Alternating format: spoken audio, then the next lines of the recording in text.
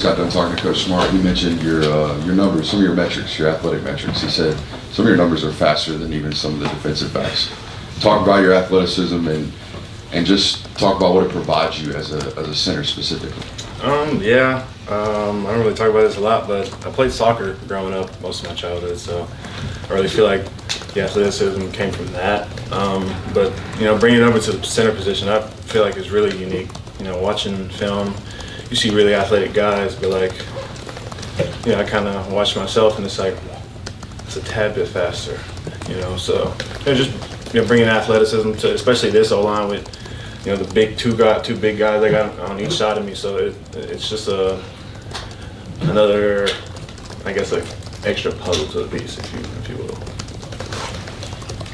Yeah, Jared, just how has Cedric helped you in that transition to center, be it watching him or, tips and pointers that he's given you? Ced, I guess his leadership, like everybody knows about his leadership, it's well renowned. So, Ced, it's just, I can't even put into words how great of a leader he is. And I wouldn't even have to go ask him a question. He would lead so much that he would say things that just would answer other people's questions that, maybe a young guy who's not, who's kind of scared to maybe raise his voice and ask a question, maybe he would answer your question just by leading the whole group. So it was probably one of the easiest transitions I've ever had just because I've had a great leader in him.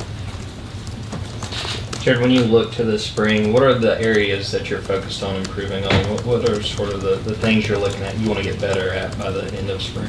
I'd definitely say two things. One thing for sure is leadership. I would say that I'm a guy to try and lead by example, but I know that at the center position, the vocal part of it really needs to come about.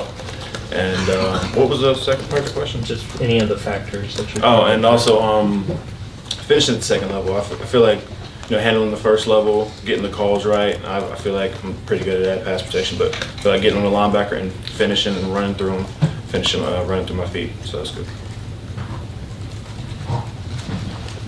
Has Coach ever had to tell you to slow down, work the first level before you get to the second level? Yes. I remember when I first started going to center, I would always just try and get to the linebacker. He would always say work first level first to second level.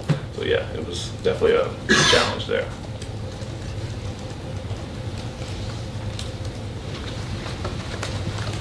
Kirby talked about you bringing your own spin on leadership to this offensive line, being in the middle. Just what do you think your own spin on leadership is?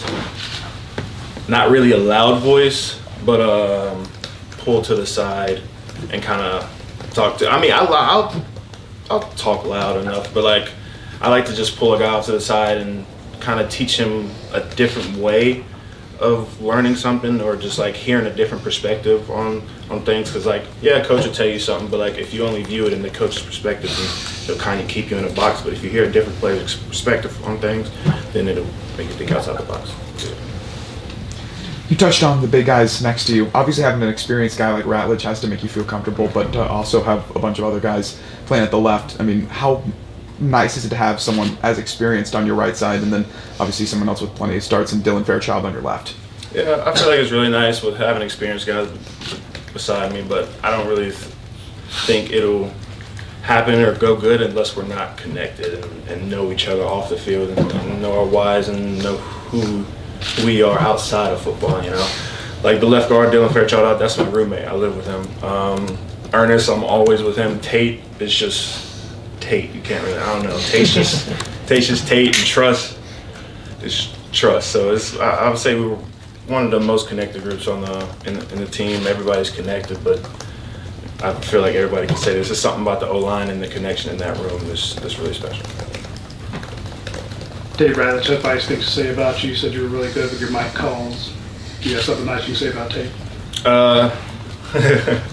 I love Tate. Tate's a very outgoing guy.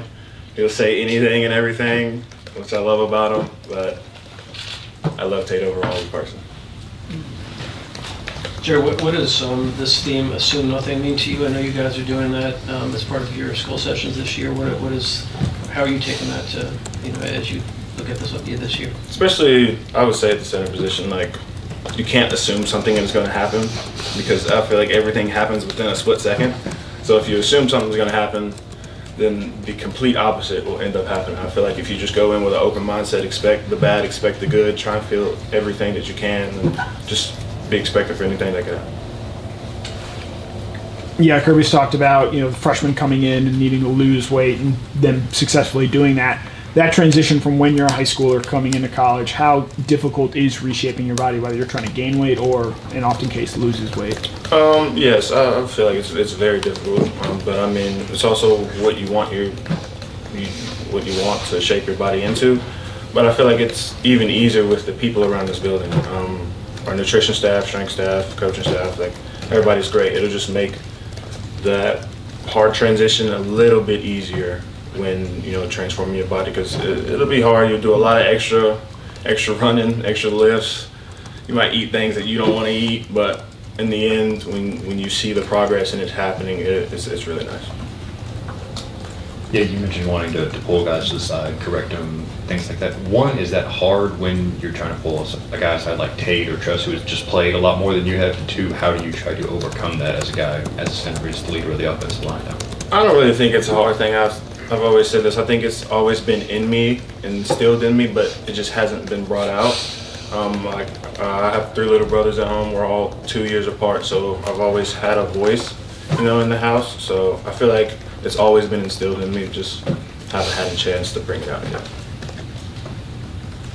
Jared, you talked about that connection with your teammates and knowing each other's why. What is your why? My mother. She had me when she was 17. She's been working ever since she was 17. Like, that woman that's my backbone. I do everything for her. And also, of course, my little brothers. Knuckleheads. Jared, obviously you've gotten to snap to Carson plenty of times in the past, but what about this training camp so far has been different? Has there been a certain, excitement around the fact that you're going to be snapping to him all season now, or has anything been different between you two? Nothing's been different. Everything's been cool, calm, and normal. My mindset is really make the my point, snap the ball, play hard. I'm not really worried about. I know the guys, me, the guys beside me. We're gonna do our jobs. If we do our jobs, he's definitely gonna do his job. So I'm not really worried about it. Everything's good back there. Kirby said you could outrun some defensive backs, maybe some tight ends. Can we get some names? Nah, you just have to wait and see. Just have to wait and see. Jared Tate was talking the other day about the Joe Moore Award and kind of how the team is, I won't say this, however you want to put it, hasn't won the last couple of years, but they actually came out and said that is a goal for the group this year. Kind of explain kind of what he thought about it. Why is it such a big deal to you guys? I mean, it's always a goal to be the best at, what you're doing at your position or your group position. But, I mean, if we take care of everything in-house, then I feel like everything else will take care of itself as it's supposed to. So, yeah. Yeah, Jared, there's a couple of guys in y'all's room that are having to learn how to play center this spring and this offseason. There's a transition you had to make in high school. I don't know if you had any background, but you played tackle, come in here or into college and start learning how to play center. What's the most difficult thing about learning how to snap, and have you, given any tips to some of those other guys? Just positioning the ball the right way while snapping the ball. Because I feel like some people point the ball up on the nose and that'll give you a chance to roll it on the grass, which I've done plenty of times. So maybe just flatten out the ball and just, I've like the guy that's transitioning to center now from high school, I just tell him all the time, worry about the snap. Just snap the ball. Just snap the ball. At the center position, like, you're mainly helping everybody. Like the guards, they're taking on the initial, strike. But like, you just worry about the snap first and then everything else. Yeah. What are some of your early impressions on the offensive linemen that have joined y'all so far? Big, athletic, and they all can move.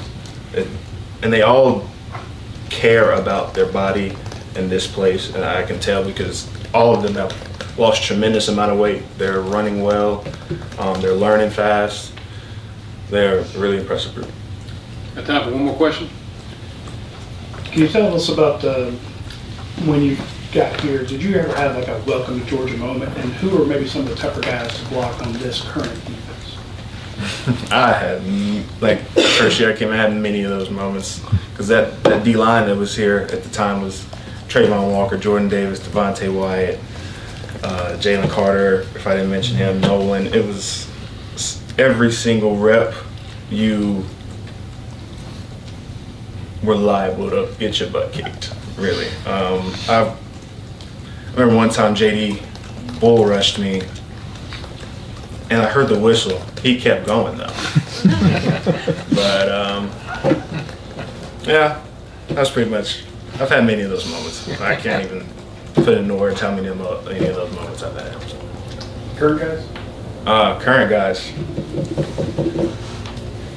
all of them. Warren Brinson, Damon Wilson,